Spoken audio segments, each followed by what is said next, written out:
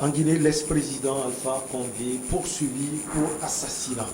Nous allons également parler du Niger. Plus de 36 000 nouveaux réfugiés entre janvier et mi-avril selon le HCR. En République centrafricaine, l'avenir paraît très incertain pour les finances publiques et l'économie nationale. Et puis on termine par le Togo, liberté de presse, 26 places perdues au classement mondial. Nos invités sont en place. L'homme politique Georges Eo, il est du cercle des leaders émergents. Nous avons également deux journalistes. D'abord Germain Pouli, directeur de publication de Togo Réveil, et Emmanuel Vivien Tomi, directeur de publication de Plume Libre. Soyez les bienvenus. Bonjour Emmanuel Vivien Tomi, vous allez bien? Bonjour, ça va? C'est un plaisir de retrouver le plateau pour cette émission en ce jour spécial du 5 mai. Vous savez que pour les Togolais, le 5 mai rappelle le souvenir de l'attentat de Soudou contre le convoi d'un homme politique qui s'appelle Jikris Sivani Solimito. Le Togo a perdu beaucoup de ses fils au cours de cet attentat. Et aujourd'hui, ça fait le 30e anniversaire. Et puis, on se souvient effectivement de tous ces Togolais qui ont eu à perdre leur vie pour que vive la nation, ou qui ont perdu leur vie pour des causes nobles, ou des moments d'incompréhension. Aujourd'hui, on espère, pour terminer peut-être avec un clin d'œil au message de Jikris Olympio à cette occasion, on espère que nous allons cultiver les vertus du pardon, de la réconciliation véritable, et que tout cela va rester un mauvais souvenir. Vous savez que ce jour également, il y a eu une conférence de presse au siège de l'UFC avec des anciens rescapés de Soudou. Alors, vivement que ces mauvais temps que le Togo a connus soient juste des souvenirs et qu'on fasse un effort pour consolider notre réconciliation et le pardon au niveau national. Bonjour Georges Eo. Bonjour Michel à mes co-débatteurs. Moi je ne vais pas parler de souvenirs ni d'anniversaire, mais je vais seulement parler de lundi passé, ce qui s'était passé entre les communautés Kwele et Akata, surtout Akata et Lavier, sur un litige foncier qui a débouché à ce que certains ont pris la machette, les coupe-coupe pour vraiment blesser les autres. Et je voudrais aussi remercier à travers ce plateau, remercier le procureur, les deux préfets, le préfet de Cloto et le préfet de Bélé, qui ont véritablement pris les taureaux par les cornes. Ils sont allés sur les terrains, ils ont quand même ramené les blessés à l'hôpital. Et je voudrais les remercier et sincèrement demander à ce que les autorités fassent davantage d'efforts pour que la paix et la concorde, la cohésion règnent entre les deux communautés. Et effectivement, la violence, effectivement, ça a été déjà le cas parce que ceux qui sont l'auteurs de ces violences sont appréhendés. Et le procureur sur le dossier, c'est pour cela que je n'ai plus encore insisté là-dessus. Mais c'était vrai que sinon, les gens vont penser, certains vont penser qu'ils ont le monopole de la violence et ils vont continuer. Ça va être difficile à gérer après. Il faut donc sévir. Germain Pouli, bonjour. C'est toujours un plaisir de vous avoir sur le plateau. Oui, plaisir partagé. Bonjour Michel, bonjour Tommy, bonjour à tous ceux qui nous suivent également. Et moi, je vais rester un peu dans la droite ligne du 3 mai, qui est la journée internationale de la liberté de la presse, qui a été choisie également comme moment pour organiser la semaine de la presse au Togo, une initiative du CONAP. Ce matin même, nous étions en formation pour le management des entreprises de presse. Donc hier, on a eu touché quand même des sujets d'importance dans l'extrémisme violent et le rôle de la presse dans la lutte et la prévention contre l'extrémisme violent. Vous savez, le Togo aujourd'hui est très exposé, comme la plupart des pays de la sous-région, et avec un représentant du CIPLEV, le commissaire Kolani, que je profite quand même pour saluer parce qu'il nous a édifié, il nous a donné assez d'informations sur ce phénomène-là pour qu'on le cerne un peu plus et pour qu'on puisse en parler avec plus de responsabilité, surtout contribuer à sensibiliser la population. En même temps, cette semaine nous permet de nous remettre en cause et d'envisager des pistes pour notre émancipation, parce que la presse souffre énormément dans notre pays économiquement. C'est chaud. Sur le plan des libertés, il va sans dire qu'on jouit d'assez de liberté au Togo, j'allais même dire pleinement. Sauf que économiquement, nous n'avons pas cette même liberté. Nos entreprises sont sérieusement en difficulté. Il faut penser à y aller. On pense déjà à l'État pour augmenter l'aide qu'il nous apporte.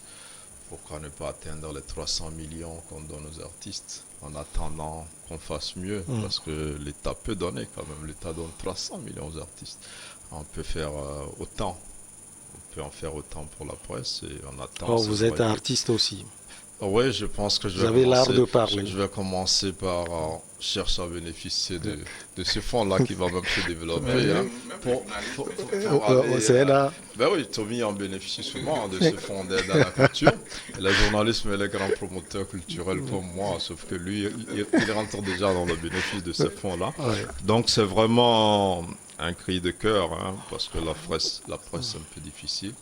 Que l'État essaie de faire, mais après il n'y a pas que l'État, il y a les hommes d'affaires, le monde économique qui devrait aussi s'appuyer sur la presse pour grandir à travers la publicité, la promotion des activités. Nous les invitons aussi à se rapprocher un peu de nous, parce que notre presse, elle se bat comme elle peut, mais elle reste encore tributaire, ou elle a encore besoin d'un certain soutien pour grandir et espérer faire mieux. Allez, on prend donc la direction de Conakry en Guinée. Le procureur général a nommé donc par la junte au pouvoir en Guinée depuis 2021 a annoncé mercredi des poursuites contre l'ancien président Alpha Condé et une trentaine d'anciens hauts responsables pour sous sa présidence, notamment pour assassinat. Alors, l'annonce a été faite, comme je l'ai dit, par le procureur de la République de Guinée, Alphonse Charles Wright, Germain Pouli, poursuite donc contre l'ancien président. On s'attendait forcément à cela depuis belle lurette. Oui, on s'attendait à cela, mais on ne s'attendait pas à ce que ça arrive aussitôt, immédiatement, parce que vous savez, c'est vrai, on se disait le jour il sera pas au pouvoir. Son passé va probablement le rattraper, et voilà qu'il est parti précipitamment. À peine il commençait son mandat, qu'il a obtenu un peu dans la douleur et dans le sang, parce que une frange des Guinéens était opposée à cette révision constitutionnelle et se sont formés, notamment au sein de cette coalition-là, le Front National de Défense de la Constitution, composé de partis politiques et des associations de la société civile. Et on a vu un peu comment ce front-là s'est battu à travers plusieurs actions et manifestations pour empêcher la révision de la Constitution. Et la plupart de ces manifestations-là ont été violemment réprimées. Ce qui fait que finalement la révision est passée, le président a pu rempiler pour un autre mandat. Alors venant d'un opposant, quelqu'un qui a subi les affres de la dictature du pouvoir, qui a dû faire la prison, qui a dû s'enfuir, qui a subi des humiliations, je crois que son cas est beaucoup plus grave que celui de ceux qui sont au pouvoir de façon normale, qui n'ont pas fait l'opposition et qui aspirent à réviser la Constitution pour rester encore longtemps. Et aujourd'hui, c'est un peu ce passé-là qui le rattrape. Il y a eu plusieurs ONG qui ont dénoncé des dizaines de morts, voire même à un moment on parlait de 150 morts. Amnesty International parlait de 150 morts dans ces manifestations-là. Et aujourd'hui, il y a une plainte. Officiellement, c'est pas la junte qui le poursuit, mais c'est ce front-là qui a pris un avocat en France et qui aujourd'hui a introduit cette plainte. Et la réponse quand même de la justice guinéenne fait comprendre qu'on adhère au principe que justice soit rendue. Et ça va être l'un des événements politiques qui va connaître un dénouement. On se rappelle aussi, au temps de Dadis Camara, il y a eu quand même cette tuerie-là au stade. Jusqu'ici, on n'a pas encore évolué dans ce dossier. On s'attendait plutôt que ce soit ce dossier-là qui passe avant celui d'Alpha Condé, mais bon, les choses se passent autrement et assez vite. Et donc, pour les uns, c'est une bonne chose. Pour d'autres, ça s'assimile un peu à une chasse aux sorcières, mais je pense que... Parce qu'on a déjà vu d'autres cadres, non seulement de son parti, mais également d'autres cadres de l'opposition. La justice, de toute façon, doit être faite. Et on espère que la justice guinéenne sera à la hauteur de cette affaire-là. Oui, on parlait plus du troisième mandat contesté d'Alpha Condé. Emmanuel Vivien Tomi, il est en train de payer, ou bien il va payer, si on peut le dire, ce troisième mandat très contesté.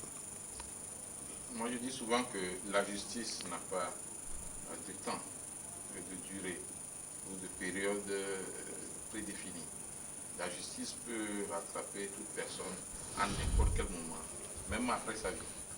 Et ça m'amuse quand je vois que certains avocats et juges se sont donné le plaisir, peut-être un peu comme un jeu, de juger l'affaire Jésus et Judas. Et donc, comme on pouvait s'y attendre, Judas était condamné parce qu'il n'avait pas le droit de trahir Jésus et plus d'être payé pour le livrer.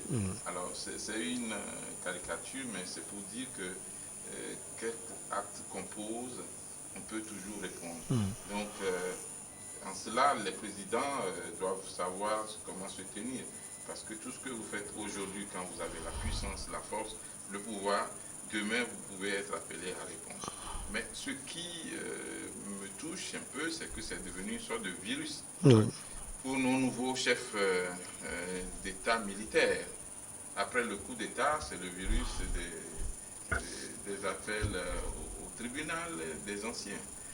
C'est-à-dire qu'il faut quand même faire un peu de lavage, de nettoyage. Il faut poser des actes pour que la population dise, mais voilà, ceux-ci sont les chantres de la bonne gouvernance. Sinon, s'il faut parler de la justice en Guinée, il faut commencer par les anciens présidents. Alpha Condé. Il y a eu beaucoup de choses là-bas. Il y a eu beaucoup de tueries. Et même, on parlait tout à l'heure de Dadis Camara.